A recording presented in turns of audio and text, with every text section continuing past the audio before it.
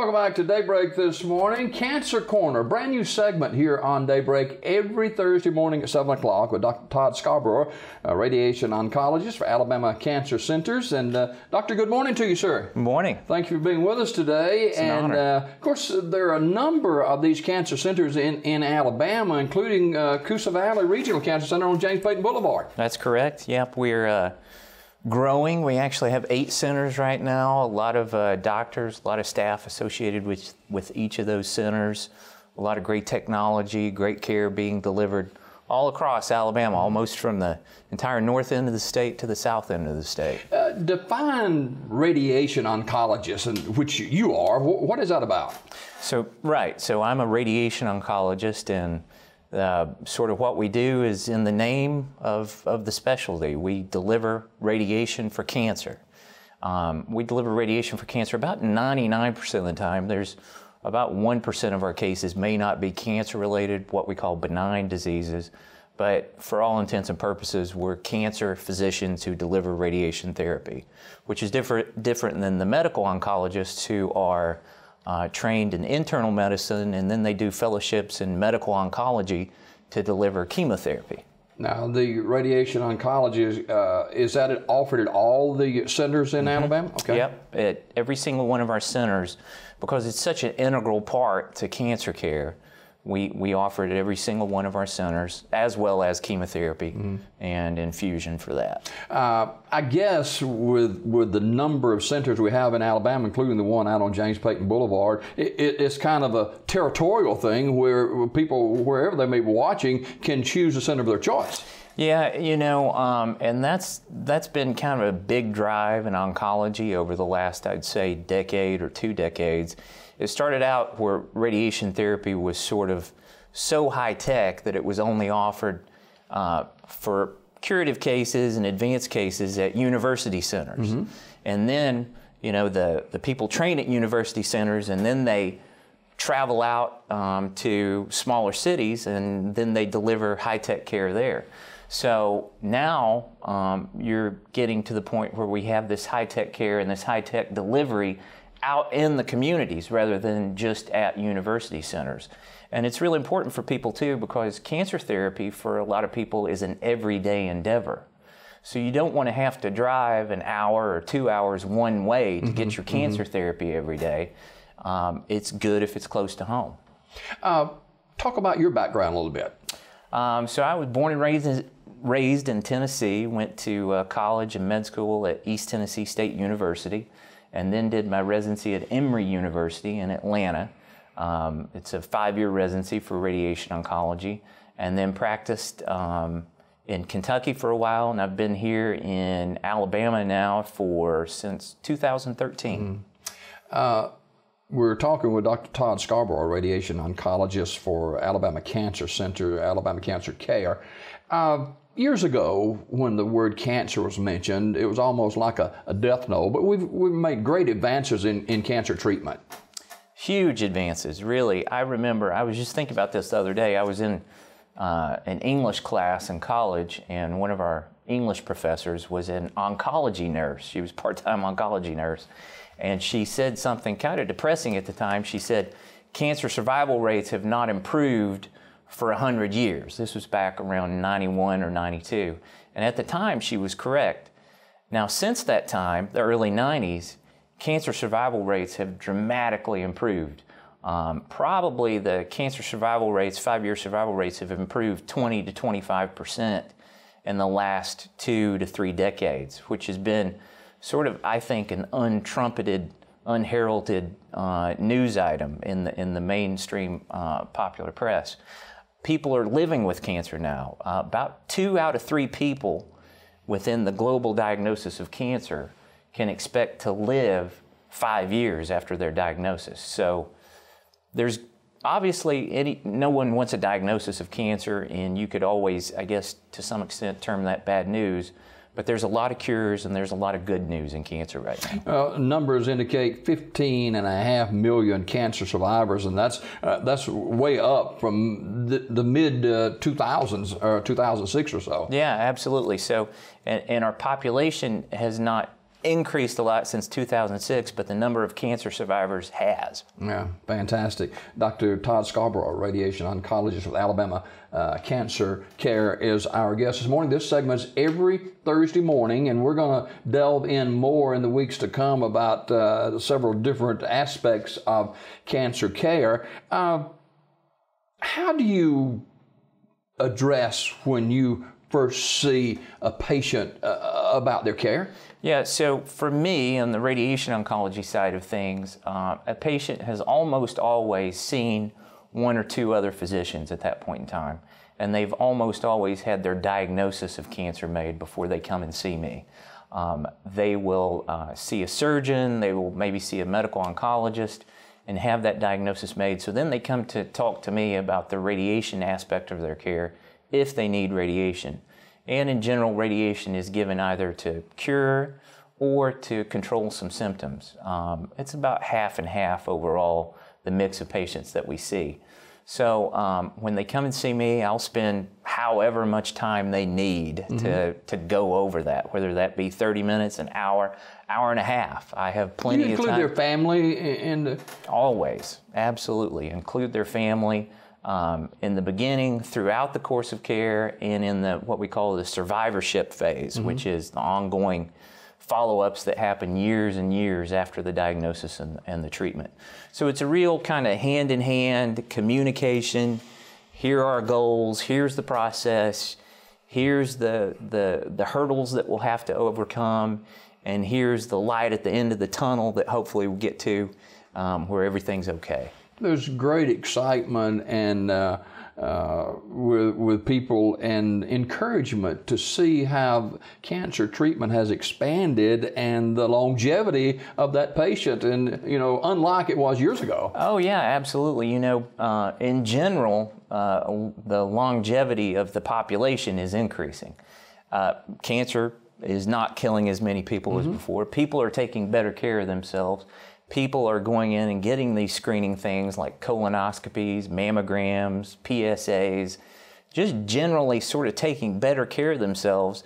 I'll see someone come in maybe who's 80 years old, who maybe played tennis that morning or went out and golfed that morning, and then they'll come in for their cancer treatment for 15 or 30 minutes and then be back out on the tennis court or the golf course later on that day, and they're 80 years old. That's fantastic. What about funding for the advancement of the treatment of cancer care? Where does that come from? Well, it comes from a great many number of sources. Probably the biggest funder and driver of cancer care in the United States is obviously the federal government. But there are private sources for that, and the American Cancer Society has some public funding as well as private funding, and they have done a lot to spur discovery and spur the growth, basically, of just the awareness of cancer and its problem in the United States. And of course, then from another standpoint, if you get diagnosed with cancer, and maybe one of the common cancers like breast cancer, prostate cancer, lung cancer, the vast majority of the time, that funding for that patient is going to come from like insurance or Medicare. So then the vast majority of the time as well, the treatment for that patient will be sort of a known thing, and they will come in and get this standard care for their treatment, where there's not necessarily a study or we need to figure something out for that particular patient. We're talking this morning with Dr. Todd Scarbrough, a radiation oncologist, and you're actually out of what, Anniston? I practice in Anniston as well as Fort Payne. Okay. People think of cancer and they think, oh, my goodness. What are some of the common myths that you hear and have people to tell you about? There's a ton of myths, old wives' tales, that are out there. I guess one of the ones that I hear very commonly is, don't let the air hit the tumor. They took mom or dad or grandma or grandpa to the operating room and they did a surgery and they let the air hit the tumor and then the tumor spread everywhere.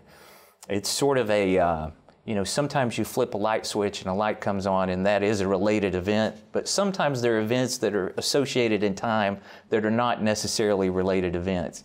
So a lot of times people will have that cancer and it's already in a state of getting ready to spread, and the surgery itself did not cause the cancer to spread. Surgery does not cause cancers to spread. Letting the air hit the tumor does not cause cancers to spread. So that's definitely a sort of urban legend that's out there about cancer. People come in and they'll say, you know, should I not eat a lot of sugar? I've heard sugar makes the cancer grow or makes my cancer more aggressive. The thing is, you cannot, there's a sugar called glucose, and whatever you eat, if you eat a fat or a protein, it's going to be converted to glucose for your body to use that as energy for every cell. And every cell needs glucose to survive. So you really can't avoid sugar and expect your cancer not to grow, because your body's always going to have glucose in place in circulation in the body. So that's another legend that's out there, urban legend, myth that's out there. Another one that's out there is, you know, acidic diets, and can I use holistic medicine, you know, to cure this cancer and get to maybe a better state than I would otherwise with traditional medicine. And that's a big legend that's out there. And, you know, I think of, in particular, Steve Jobs, and, you know, of course, we don't know all the particulars of his story, but when he was initially diagnosed, we do know that he chose some sort of herbal treatment for about a year. And then by the time he got into the doctor, he was in a lot of pain, and the cancer had already spread to the point where what should have been a curable cancer was ignored for some period of time. And I see that, and it always gives me sort of like a pain in my gut that I see a patient who could have presented in an earlier stage, but they thought, well, I'm going to ignore it for a while, or I'm just going to go and treat it myself. We're doing this show out of Sylacauga. It's a live show every morning on Daybreak, and every Thursday we meet with Dr. Scarbrough. Talk about a little bit the Cancer Center here in Sylacauga. So the Cancer Center here in Sylacauga is staffed by 2 physicians. Dr. Beatrice is here, Dr. Habaika is here. We have medical oncologists who rotate through there. They have great technology. The sort of workhorse of radiation therapy is called a linear accelerator. It's a machine that generates high-powered X-rays to treat the cancer on the radiation oncology side of things, which is what I do. And they have a fabulous world-class linear accelerator there at that center. They treat about 20 to 30 patients a day. We get referrals from all over the area. I'm occasionally there in that center. Like I said, I'm more commonly up in Anniston and Fort Payne. But it's, you know, people may not believe it. You know, when I say it, I sort of see maybe sometimes a little bit of a look of doubt on people's faces. But you can absolutely come here to Sylacauga and get world-class care. And especially what I was alluding to earlier, if you have a common diagnosis of cancer, and any of the common diagnoses of cancer, like I mentioned, like breast cancer, rectal cancer, colon cancer, prostate cancer, lung cancer, you will get the exact same drugs here as you would in New York or Los Angeles or Houston. You know, this 280 corridor here, why travel to a major city when you can get the same treatment here at home? You know, first of all, you should do whatever you want to do. But on the other hand, if you want to stay here, and that's burdening your heart that you don't want to leave the area, you can absolutely get world-class cancer care here. And wherever you're watching, there are, I think, 8 centers scattered across the state of Alabama. And the person who is diagnosed with cancer, sometimes they think more of themselves of what did I do wrong, you know, and that can be a myth and misconception as well. Absolutely. You know, if you look back years ago, you will read stories in the medical literature about people presenting with tumors, you know, literally growing out of their body, like the size of footballs and things like that. And the only way that that can happen is to neglect it for a long period of time and not tell anybody about it and not seek medical attention for it. And I think the reason for that is a sort of a stigma that's associated with cancer. You feel a moral failing, or what did I do to bring this on myself? You know, lung cancer, for example, is one of the, I think, classic examples of that. People smoke and they get lung cancer. And then they feel like almost like that the world is against them because they smoked and they got this lung cancer. And there is that sort of stigma that's out there. I make it a point when patients come to see me that let's get past any of that thinking that, you know, you're responsible or that you caused this. There's plenty of people who smoke who don't get lung cancer and that sort of thing. And what good does it do you to think about, you know, did I do something to cause this? It does you no good at that point in time. Once you have the diagnosis, you need to think about how can I get rid of this, not necessarily what caused it. Cancer Corner this morning with Dr. Todd Scarbrough, radiation oncologist with Alabama Cancer Care, and he's based out of Anniston, Alabama. 8 facilities, including James Payton Boulevard here in Sylacauga. And from week to week, we'll be talking about different topics on this segment of the show of Cancer Center. And, you know, cancer certainly is something that concerns so many people and affects so many families. Is cancer hereditary? Yes, and oftentimes it's not. Okay. Oftentimes, we do not know the exact cause of cancer. Someone comes in with a breast cancer, for example, early stage breast cancer. We know that in general, about 1 out of 9 women over the course of their lifetime will get breast cancer. If you have a grandmother and a mother who had breast cancer, I can say to you, well, your breast cancer probably has some hereditary element. There are some genes associated with breast cancer that we can actually test for.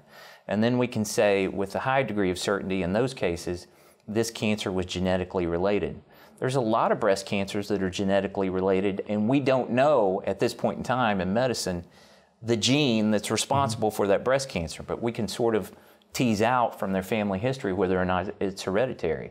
But probably most breast cancers are what we call sporadic, which means non-hereditary, which to some extent means we're not smart enough in medicine to know exactly what caused it.